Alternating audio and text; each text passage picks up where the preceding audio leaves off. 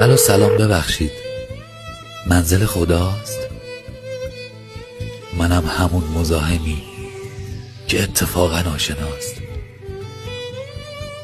1000 بار دلم گرفته این شماره رو، ولی چرا هنوز پشت خط در انتظار یک صداست؟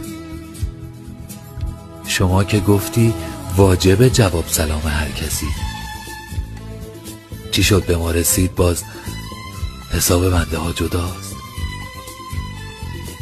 اجازه میدی که برات یک کمی درد دل کنم؟ آخه شنیدم که فقط اسم تو مرهم و شفاست. حتی اگه چیزی نگی کلی دلم سبک میشه، چون میدونه که میشنوی وقتی تو این حال و هواست.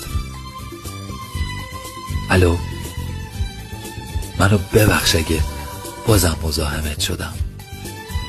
دوباره زنگ میزنم، دوباره تا خدا خداست.